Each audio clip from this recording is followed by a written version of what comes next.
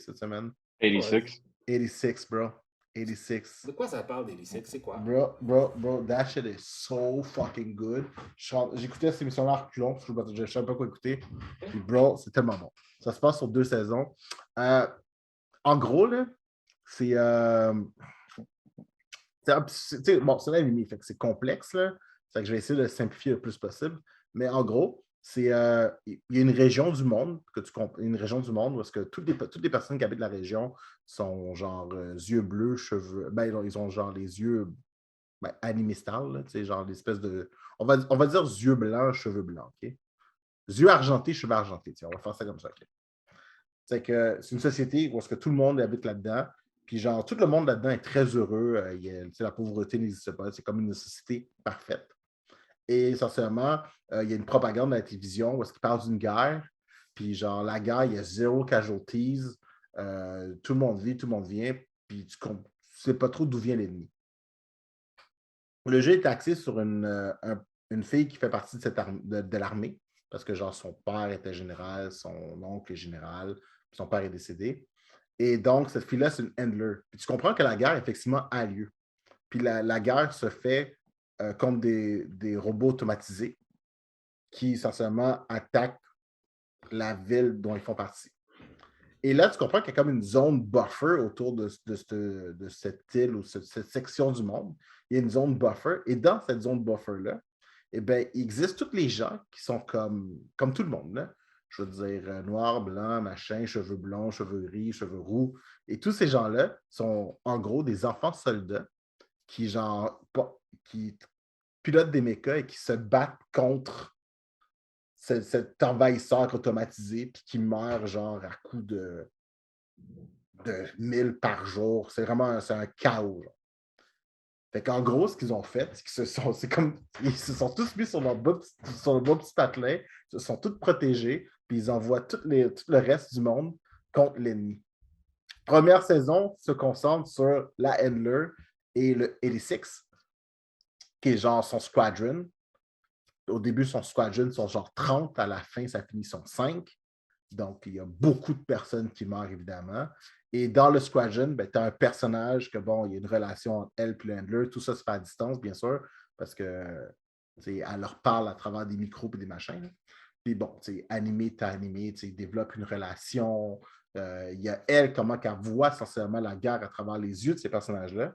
Et comment ces personnages-là voient leur vie, parce que ils savent que, genre, every mission can be the last.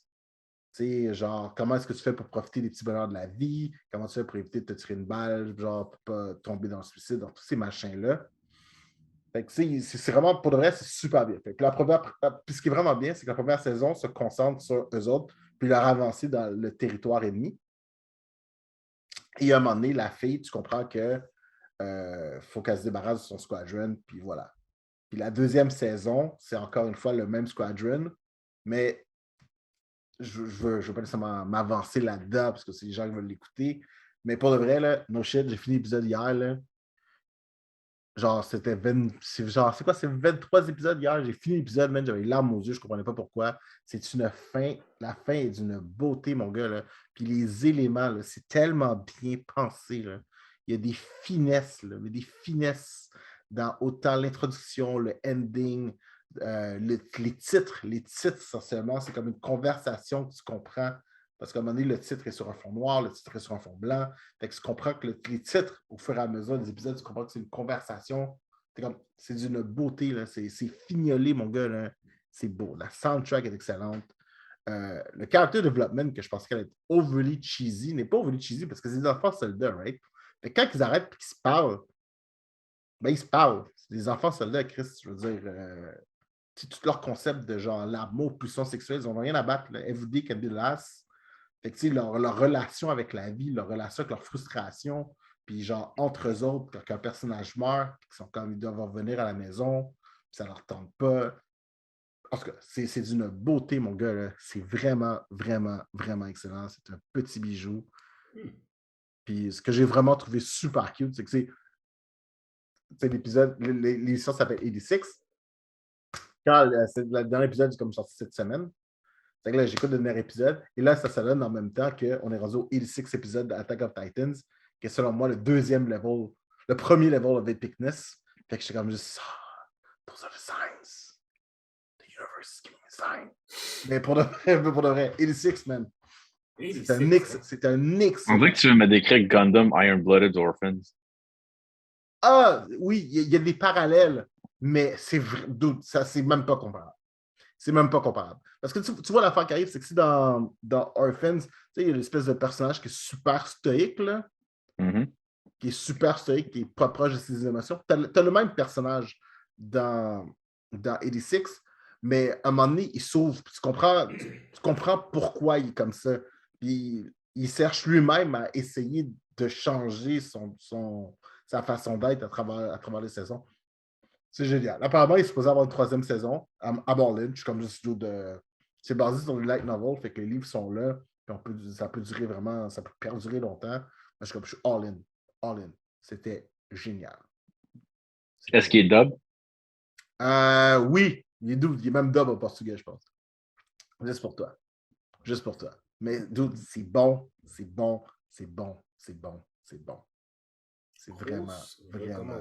Grosse, pour le vrai, c'est fou. J'ai écouté des épisodes 2 fois. Je l'ai fini, j'avais les larmes aux yeux, je suis comme oh shit, what the fuck? Là, après ça, genre, je me suis levé, je suis allé dans ma cuisine, je me suis pris un verre d'eau, je suis comme, you know what, I need to watch this shit again.